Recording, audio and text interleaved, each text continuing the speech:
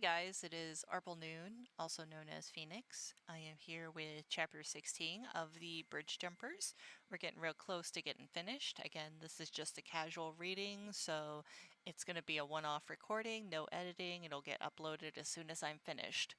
If you would like to read this chapter or any of my other Undertale AUs, go to archiveofourown.org and simply search for arplenoon. Summary. Dream returns with PJ to the Void to retrieve Ink. Upon returning to the Anti-Void, Ink has a great secret to reveal about himself.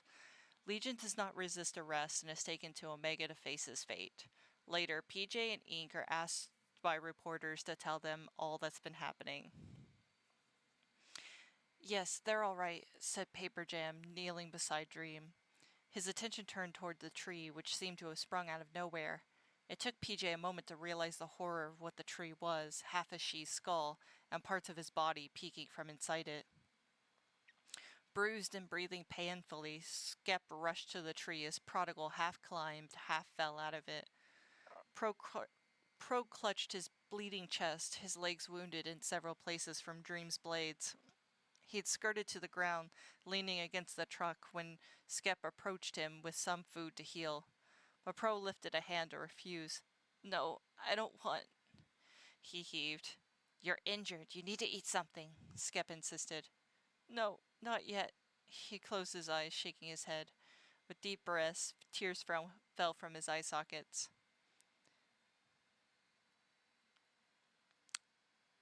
"Skep, bring Diva here. She should be able to help him," PJ called over before looking back to Dream.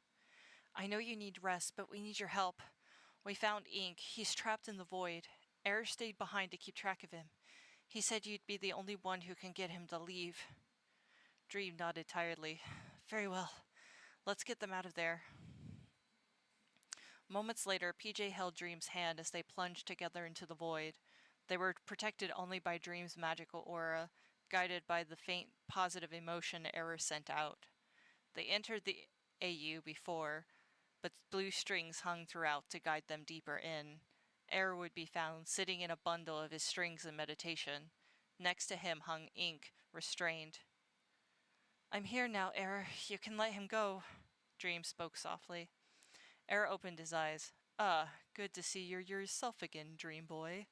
However, Ink is being possessed by quite a feisty soul. You think it's a good idea to let him free?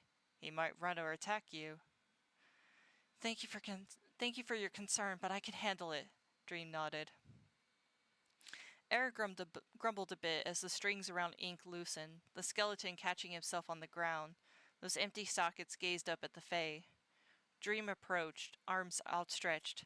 "It's all right. We won't hurt you." My world. He said he was going to destroy it," said Ink, shivering. "It won't be destroyed. I give you my word. We'll find a place for you in your world again." The four of them, with Dream's power, would return safely to the Anti-Void, where the rest of the party waited. Not only had Diva been brought to console Prodigal, but so had Fresh and the others to assist with healing. "Ink, you're alive! Whoa!" said Fresh before catching Dream as he collapsed in exhaustion. The book that contained the corrupted AU remained clutched in Dream's arm. The possessed Ink looked around as all eyes turned to him with expectation. He took a step back, Error lifting his hands, prepared to catch him if he tried to run, but PJ grabbed his wrist. "What is this place?" said Ink, before his body suddenly contorted upward. Screaming, his skull filled with a red light, Poppy sprung up at his feet. "Dad?" PJ moved forward in a panic, but Error grabbed him. "Wait!" The black inky soul inside Ink's chest left him and flew towards Dream. Quickly, the Fey Lord opened the book, catching the soul in it, nearly falling back without Fresh's help. The poppies grew in the shape of an elaborate magic circle around Ink. Once it had finished its formation, Ink's body relaxed, the light turning into glowing red eyelights. He took a deep breath before seeming to smile and speak as himself. "Well, now that's better." "Dad?" said Paper Jam, uncertain.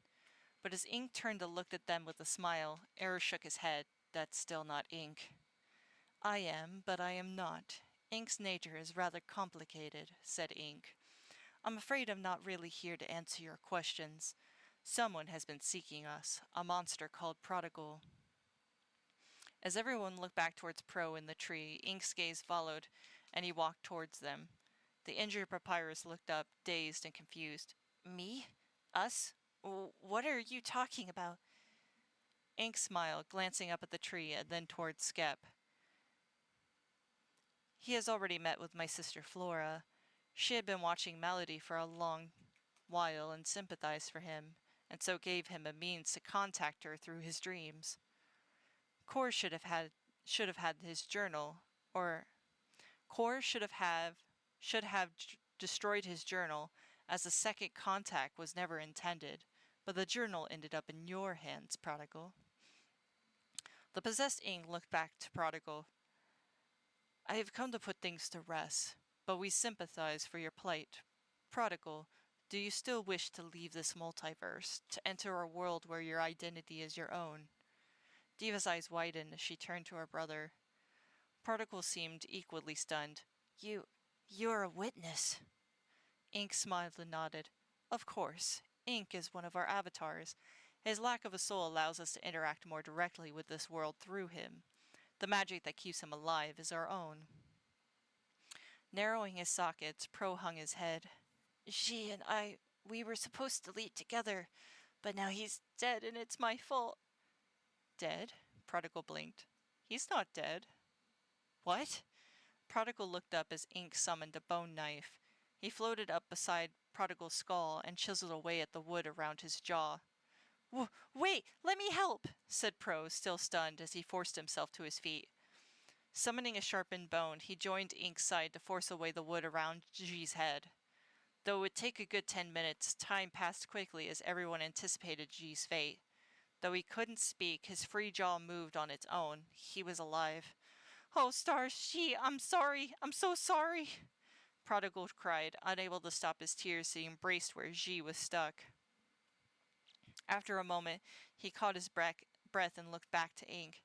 No, I want to stay with G and Diva and my other friends. I'm sorry for the trouble I've caused. I hope you all can forgive me. Very well. We shall fall silent once again, and wish the best of luck to all of you, said Ink, before he turned to Dream, hand outstretched. That AU, it doesn't belong in this multiverse. We can take care of it. Dream looked up at him. I promised the soul that his AU would be safe, and that he'd have a new life. Will you carry that promise also? It shall be so, Ink nodded. With a deep breath, Dream handed over the book. In a flash of red light, the book disappeared. A moment more, and a motionless Ink collapsed to the ground.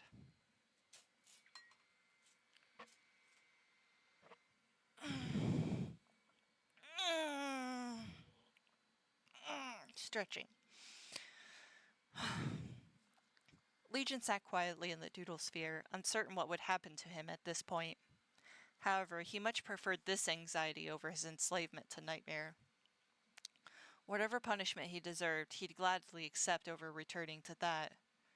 Though the others guarded him closely, his silence and good behavior set them at ease.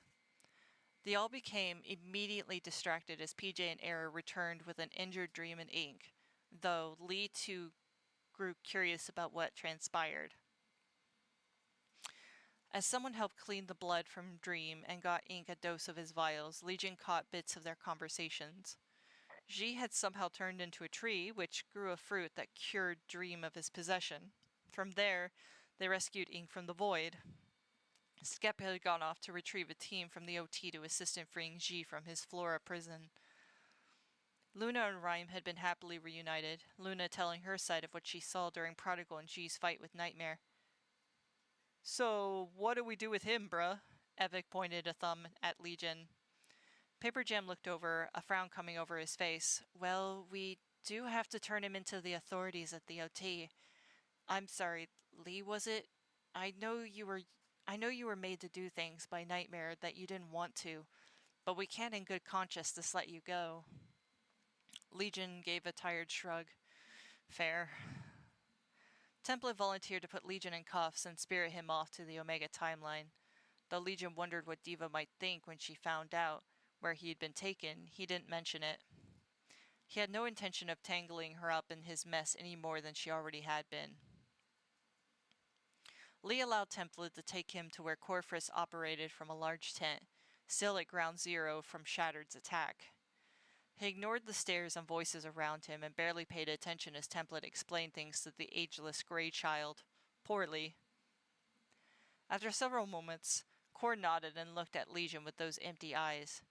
Do you have anything to say for yourself? I'm ready to take full responsibility for my actions. I'll take whatever punishment you see fit without complaint.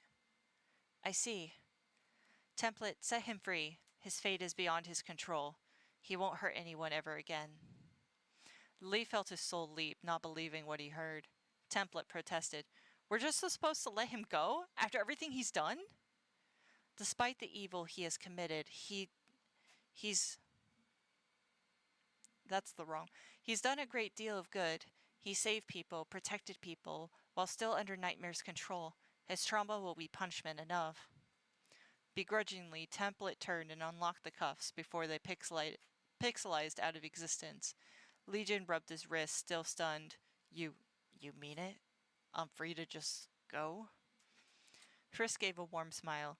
You're free to start a new life here in the OT, like any other refugee. If you want to consider sticking close, I have a good feeling a friend of yours will be arriving soon. They must have been speaking of Diva, Legion's only friend.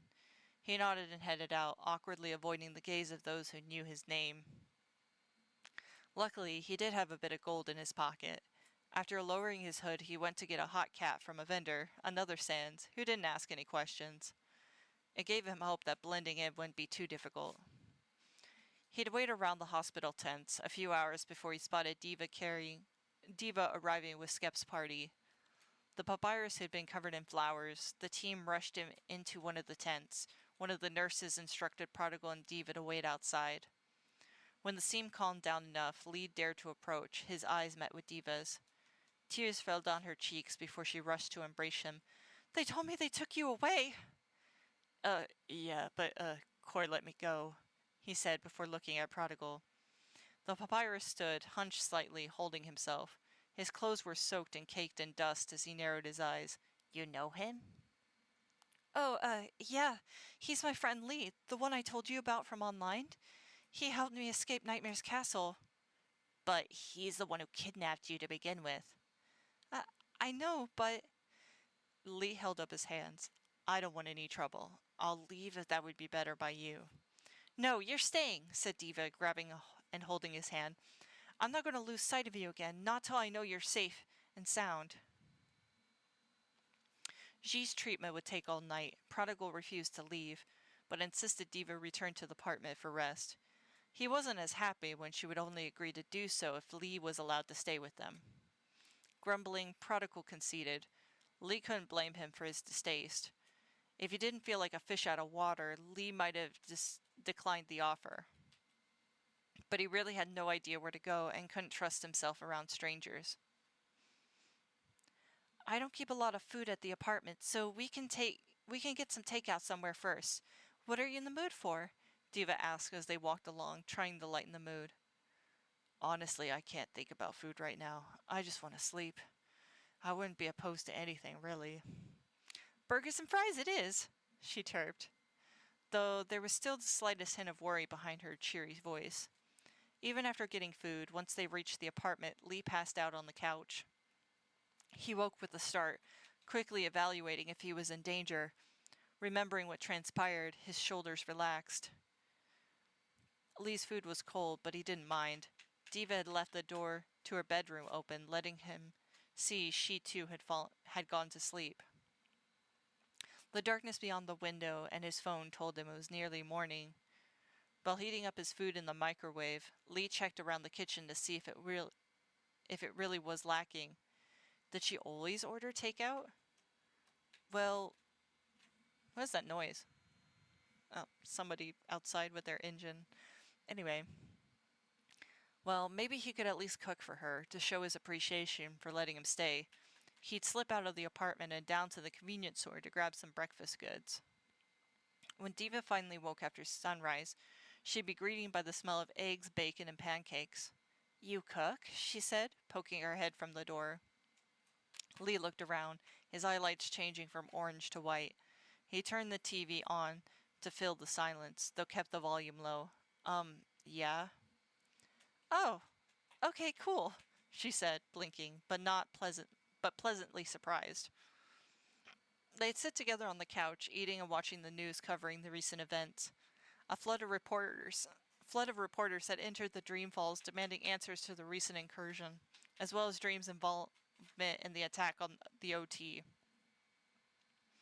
The moment that Ink showed up on camera, Lee cringed. They were going to talk to him. This did not bode well. Luckily, Ink didn't stand alone. PJ stood with him. "Oh, 1 second. Oh, I'm stretching again. Okay." PJ stood with him, though clutching his teeth nervously. Though Ink lacked PJ's anxiety, the dark circles under his sockets showed his further need for rest. "Ink, sir, where have you been this past 6 months? What do you know about the attack on the LT and the battle that took place here against Nightmare?" said a variety of reporters, humans, and monsters. Ink held up his hands. "Well, unfortunately, I was in an AU and accidentally ended up in the void. I don't know how I got here, but Dream and my son PJ rescued me after Dream was freed from possession." "Ink, sir, how did Lord Dream come to be possessed by Nightmare in the first place, as well as the rest of the royalty in the Dream Falls? Is there any risk of this happening again?" "Oh, I'm not really sure. I wasn't around for that, of course, but I don't think it'll happen again." Ink shrugged, but it only led to more questions. How could he be sure if he didn't know what happened? "Can we have an audience with Lord Dream himself?" PJ stepped forward. "Lord Dream has been severely injured from this incident. He needs more rest before he can speak to anyone." "How severe could these injuries be? Doesn't the golden fruit cure all illnesses and injuries? Does Lord Dream not have the best medical care in the realm, let alone the multiverse?" The questions only grew more complex and frequent. PJ couldn't keep up, and it became clear Ink zoned out from the stimulus overload. Then the attention of the crowd turned as Dream, protected by several royal guards, emerged from the palace. He looked rougher than when he arrived in the Doodle Sphere, his limbs and nearly the whole right side of his skull heavily bandaged, the circles under his own sockets heavier than Ink's, as though he hadn't slept at all. His sallow appearance brought the crowd at once to silence before the flood of questions were directed towards him. "I deeply regret what has transpired these past few days. I let my guard down around Nightmare and he took advantage of me. Because of my mistake, innocent people lost their lives. I don't ask for forgiveness, only for the opportunity to elevate the suffering I've caused." Lee zoned out after that, before exchanging a glance with Diva. She seemed more distressed seeing Dream this way, before smiling at Lee. "Let's just watch something else, yeah?" she said, and changed the channel.